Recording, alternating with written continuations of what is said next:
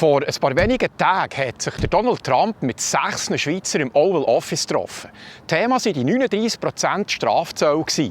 Kommt jetzt endlich Bewegung in diesen Zollstreit? Als ich einen Abend während dem Fernsehschauen durch die Mitteilungen vom Weißen Haus gefräset bin, ist mir eine Meldung aufgefallen. Der Trump hat tweetet, dass er sich gerade mit einer Schweizer Delegation getroffen hat. Cool, habe ich gedacht. Das nimmt mich dann Wunder, was da dabei ist rausgekommen. Aber am nächsten Tag habe ich nichts dazu gefunden. Komisch, habe ich gedacht. Und dann war für mich klar, da muss ich etwas genauer nachgehen. Was ich herausgefunden habe, ist spannend. Weil es zeigt sich, dass der Bundesrat da nichts damit zu tun hatte. Ja, Sapperlot, wer ist denn da jetzt bis zum Präsidenten durchgekommen? Etwas, was die Bundesräte Kauer-Sutter zusammen mit dem Parmelin probiert, aber die eben doch nicht geschafft haben. In diesem Beitrag verrate ich, wer die 6 Schweizer denn eigentlich sind, was da beim Trump ist besprochen wurde, und zum Schluss schaue ich an, wie sich die 39% Zölle eigentlich auf die Schweizer Produkte hier in den USA auswirken. Ciao zusammen von unten hier. Herzlich willkommen zu einem neuen Beitrag direkt aus Kalifornien. Auch in dieser Woche habe ich etwas Spannendes für euch parat. Als erstes schauen wir nochmal zurück. Wie ist die ganze Misere eigentlich zustande gekommen? Schnell als Auffrischerli, sozusagen. Am 2. April steht der Trump im Rosengarten beim Weißen Haus. Er redet von dem Tag vom Liberation Day. Hinter ihm ist eine grosse Tafel, oder er hat so in der Hand gehabt. Darauf stehen die neuen Zollansätze für über 100 Länder. Bei der Schweiz steht 31%. Das basiert auf dem US-Handelsdefizit mit uns. Rund 20 Milliarden Dollar jährlich, behauptet Trump. Er sagt, es sei die Befreiung für Amerika vom unfairen Handel.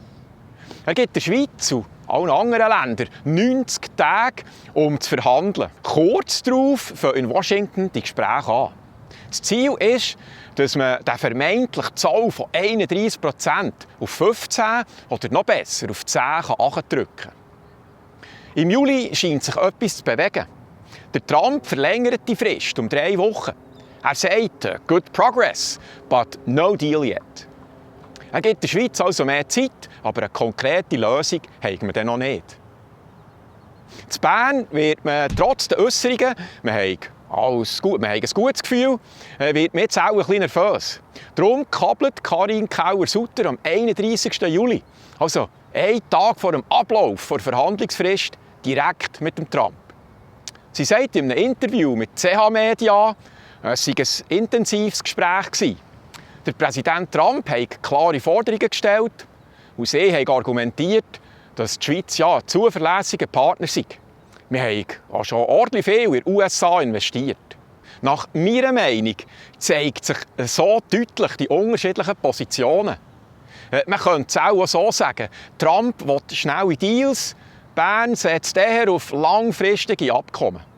Auf alle Fälle sieht es irgendwie doch nicht mehr so rosig aus für die erhofften 10-15%. Item. Zurück zu den Fakten.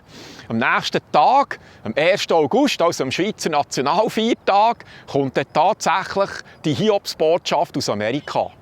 Trump gibt durch, dass er neu einen Zoll von 39% auf Schweizer Produkte wird verlangen. Und das ab dem 7. August. Daraufhin ist man in Bern und in den ehemaligen Leitmedien ein bisschen am Überbeissen. Am 4. August trifft sich der Bundesrat zu einer Sondersitzung. Sie fassen den Beschluss, man sollte sofort nach Washington fliegen. Gesagt, getan. Am nächsten Tag steigen die Bundesräte Kauer-Sutter und Parmelin ins Flugzeug. Crunch Talks seien das, haben die Zeitungen geschrieben. Crunch Talks, so sagt man hier, den entscheidenden letzten Verhandlungsrunden unter Zeitdruck. Die beiden können zwar mit US-Offiziellen reden, zum Beispiel mit dem US-Außenminister Marco Rubio, aber nicht mit Trump selber. Es gibt keine Einigung. Am 7. August 2025 werden die neuen Zölle eingeführt. 39%. Höher bereicht es nur Brasilien mit 50% und Myanmar, Laos und Syrien mit 40%, respektive 41%. Ja, noch so halt. Im September und Oktober habe es dann noch technische Gespräche zwischen Bern und Washington. So sagt der Bundesrat Parmelin. Das Vertreter vom SECO, das ist das Schweizer Staatssekretariat für Wirtschaft, und das US-Außenministerium, die sind im Kontakt.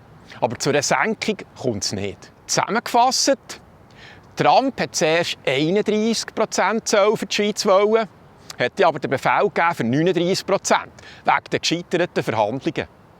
Und dann kommt eben vor wenigen Tagen die Meldung, dass sich eine Schweizer Delegation direkt mit Trump getroffen hat. Hat da der Bundesrat im Stillen einen Trumpf-Bauer gespielt?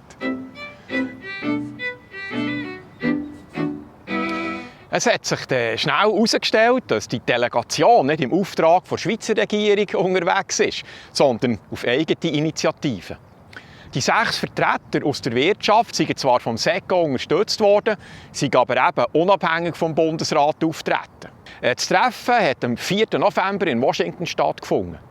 Kurz nach dem Mittag, und zwar im Oval Office vom Weißen Haus. Der Trump hat sich etwa 45 bis 60 Minuten Zeit genommen. Und das Ganze hat sich hinter verschlossenen Türen abgespielt. Das heisst, es war keine Presse dabei. Wer waren denn die 6 Teilnehmer jetzt aber genau gewesen? Es ist der Jean-Frédéric Dufour, der CEO von Rolex, dem weltgrössten Luxusuhrenhersteller mit Sitz in Genf. Dann der Johann Rupert, Chairman von Compagnie Financière Richemont SA. Das ist ein globaler Luxusgüterkonzern mit Marken wie Cartier, Piaget, Montblanc. Die haben einen starken Fokus auf Schweizer Fertigung. Der Diego Aponte, Group President und CEO von MSC, das ist Mediterranean Shipping Company. MSC ist der weltgrösste Containerschiffer mit Schweizer Hauptquartier in Genf. Dann der Daniel Jäckig, Co-Founder und Präsident von Mercuria Energy Trading SA. Das ist ein führender Händler für Energie und Rohstoff mit Sitz in Genf. Dann der Marwan Shakarchi, er ist Group CEO von MKS PAMP Group. Das ist der Weltmarktführer in der Gold- und Edelmetallraffinerie. Zusammen mit anderen Schweizer Firmen verarbeiten die rund 70% vom ganzen Gold auf der Welt. Dann Alfred Gantner von Partners Group Holding AG, eine der grössten Private Equity Firmen mit Sitz in Zug. Zur Erklärung, eine Private Equity Firma schaut sich andere Buden an und wenn ihnen etwas gefällt, wo sie Potenzial drin sehen, beteiligen sich die daran beteiligen und helfen denen grösser zu werden und können so später ihre Anteile mit Gewinn wieder verkaufen. Item. Die Delegation hat kurz nach dem Treffen ein gemeinsames Statement veröffentlicht. Das betont die robuste und langfristige Partnerschaft zwischen den beiden Ländern. Wenn man sich die Unternehmen anschaut, können wir probieren zu orakeln, welche Punkte sie angesprochen wurden. MSC als weltgrösster Container-Schifffahrtskonzern investiert massiv in den USA. Etwa $800 Millionen in einen neuen Terminal in New Orleans und auch in weitere Hafen- und Logistikprojekte. Das stärkt die amerikanischen Lieferketten und es könnte ein starkes Argument gegen die Zölle sein. Mercuria plant zusammen mit Partnern rund 6 Milliarden US-Dollar in neue Stromkraftwerke, Technologien zur Abscheidung und Speicherung von CO2 und in Projekte zur Öl- und Gasförderung zu investieren. Das wiederum stärkt die amerikanische Energieversorgung und macht die Schweiz zu einem wichtigen Partner. Schweizer Firmen wie Rolex und Richemont schaffen zudem Tausende von Arbeitsplätzen in den USA mit Boutiquen, Vertrieb und zum Beispiel auch Kundenservicecenter. Insgesamt haben Schweizer Unternehmen in den USA bis Ende 2023 rund 352 Milliarden US-Dollar investiert. Das hat zur Schaffung von über 400'000 Arbeitsplätzen geführt. All das sollte ja eigentlich die Innovation und die Wettbewerbsfähigkeit der USA erhöhen und darum das Handelsdefizit zwischen den Ländern auch ein bisschen ausbalancieren. Ja, no. Wir können nur munkeln, dass sie diese Argumente gebracht haben. Offiziell bleibt aber geheim, über was sie getratscht haben. Inzwischen ist aber doch durchgesickert, was die Unternehmer konkret vorgeschlagen haben, meldet now.ch. Erstens die Verlagerung von Goldschmelzen in die USA. Zweitens neue Pharmainvestitionen. Drittens die Förderung von amerikanischen Infrastrukturprojekten. Und viertens vermehrte Beschaffungen in den USA. Ich gehe davon aus, die meinen Militärsachen, oder? Die wollen etwa, dass wir noch ein paar Flüger mehr bestellen bei denen. Nee, so Zeug. Direkt nach dem Treffen hat der Trump eben auf Truth Social geschrieben: Es war mir eine große Ehre, die Schweizer zu treffen. Wir sprachen über Handel und Ungleichgewichte. Er hat auch Folgegespräche angeordnet. Und zwar soll der Handelsbeauftragte Jameson Greer jetzt weiter mit Schweizer Vertretern über mögliche Lösungen reden. Der Herr Greer hat das Treffen übrigens als konstruktiv bezeichnet. Das Ganze signalisiert eine Entspannung, aber eine konkrete Zollsenkung ist dann gleich noch ausgeblieben. Also, zusammengefasst, weil die Politiker keine Lösung finden, haben jetzt 6 Unternehmer die Sache selber in die Hand genommen. Und siehe da, seither zeigt sich Washington wieder ein bisschen offener. Daheim in der Schweiz hat es aber auch Stirnrunzeln gegeben. Was die einen als Erfolg anschauen, war für andere ein Abknäulen vor dem Trump.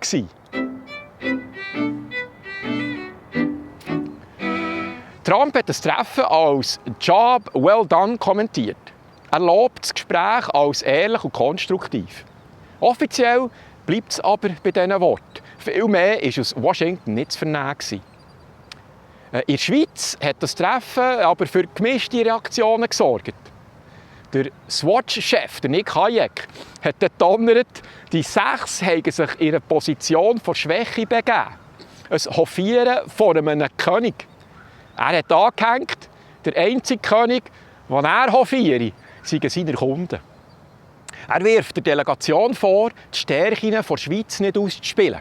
Er hat gesagt, es schaue die ganze Welt zu und sehe, die haben Schiss. Die Schweiz ist einer der wichtigsten Investoren in den USA und sollte darum selbstbewusster auftreten. Während der Hayek ein bisschen stempelt, sieht Rahul Sahgal, der Geschäftsführer der Handelskammer Schweiz-USA, ein bisschen Licht am Horizont. Er sagt, er sei vorsichtig optimistisch. Ein Zeitungsbericht behauptet, dass sich der Ton aus Washington leicht entspannt hat. Das Treffen hat gezeigt, dass die Schweiz zumindest für einen Moment wieder auf Trumps Landkarte auftaucht sei. Jetzt habe ich für euch noch angeschaut, was bedeuten die 39% für Konsumenten in den USA, für die Leute, die am Schluss der Kasse stehen und den Geldsäckel müssen vornehmen. Ich habe euch noch ein paar persönliche Beispiele zusammengetragen, damit ihr euch ein besseres Bild machen könnt. Für einen Swatch, also zum Beispiel ein günstigeres Modell wie die Swatch Neon Sky Chart, muss man jetzt $80 drucken. Und vorher hat die so ca. 70 gekostet. Für die teureren Modelle wie eine Swatch Neon Sepia zahlt man jetzt $165. Wenn ich mich recht erinnere, hat die vorher 145 gekostet. Also ist der Preis um etwa $20 hochgegangen. Aber ich habe ja keine Swatch, sondern eine Certina. Gut, die gehören zwar auch zur Swatch-Gruppe, aber egal. Die war vor diesen Zöllen $995 bei Macy's zum Beispiel. Und dort kostet die jetzt neu $1040. Das sind also 4,5% mehr. Die Toblerone kostet mich im Vons jetzt anstatt $3,50 neu $3,90. Das sind knapp über 11% mehr. Und für eine Tafel Lindschoki muss ich jetzt neu $4,50 blechen anstatt $4,10. Also eine Preiserhöhung von nicht ganz 10%. Zu den Rolex-Preisen kann ich nichts sagen. Mein Budget tickt nicht ganz so weit hoch. Aber noch zurück zum Herrn Trump. Ich wäre jetzt hier ein bisschen vorsichtig mit Hoffnung schöpfen für weniger Zoll. Ob schon sein Tweet Optimismus ausdrückt. Aber wenn die Schweiz weiterhin auf die Strategie setzt, dass ja bestehende Investitionen laufen sind und darum die Schweiz sollte fair behandelt werden, Ja, so wie ich das beobachte, will der Trump den schnellen Erfolg und nicht unbedingt langfristige, faire bilaterale Verträge. Der will doch vor der Presse stehen und sich feiern. Er hat einen super Deal mit der Schweiz rausgeholt. Die Schweiz hat versprochen, bla bla bla, Milliarden Rüstungsgüter zu bestellen. Oder in den nächsten Jahren bestellen sie außerdem für x Milliarden teures Flüssiggas bestellen, anstatt günstiges Pipeline-Gas aus Russland. Oder die Schweizer Pharma verkaufen jetzt in den USA ihre Medis zu den günstigsten Konditionen weltweit. So Sachen, oder? Man könnte es ja auch so machen wie die EU. Zeug wie Absichtserklärungen versprechen, die man dann später nicht einhalten kann. Aber eventuell ist ja bis dann jemand anderes Präsident. Und dann kann man ja wieder neu verhandeln. Und wenn man das dann daheim als Strategie verkauft und nicht als Täuschung, sieht man dabei sogar noch gut aus. Ja, ich sage nur. Aber warum sollte da jemand zu Bern auf einen Badmeister hören? Und schau da, als hätten sie meine Gedanken gelesen, sehe ich heute eine Meldung, dass der Bundesrat in den nächsten Wochen eine neue Absichtserklärung nach Washington schicken will. Das Ziel sei ein Zollansatz in der Höhe wie die EU, also 15%. Das Ganze soll im Jänner am WEF in Davos verkündet werden, wenn ich das richtig habe verstanden habe. Siehst du, hätten sie nur davon Gunten von Anfang an gefragt. Ja, voilà. Dann würde ich sagen, das war es wieder mal für heute. Merci vielmals an euch allen, die mich auch letzte Woche wieder mit einer Spende unterstützt haben. Ihr seid die Besten. Weil ihr ermöglicht mir, dass ich genau das machen kann, was ich eigentlich schon immer wollte. Nämlich regelmässig Zeug hinterfragen, die für viele von uns auf den ersten Blick jetzt nicht unbedingt Sinn macht. Das ist doch das Wichtige, dass man nicht einfach ungefragt übernimmt, was andere Leute rausposaunen, sondern dass man das Hirn auch ein bisschen selber einschaltet. Ich weiss nicht, wie ihr es habt, aber mir passiert noch häufig, dass ich sage, Moment, das macht jetzt irgendwie gar keinen Sinn. Und darum gehen wir ja offensichtlich auch Themen nie aus. Und die Warteliste ist auch schon ziemlich lang. Darum brauche ich auch langsam Hilfe. Aber das ist ein anderes Thema. Item. Dank euren Spenden kann ich euch jede Woche so einen Detektivbeitrag übergeben. Und das fängt für mich halt wie ein Kalb. Aber das merkt ihr ja sicher selber. Ja gut, ihr findet die Spendeninfos unter www.vogunten.ch oder auch im Beschreibungstext von jedem Video. Danke nochmal an alle Unterstützer. Also, merci fürs Einschauen. Wir sehen uns nächste Woche wieder. Ich freue mich. Tschüss.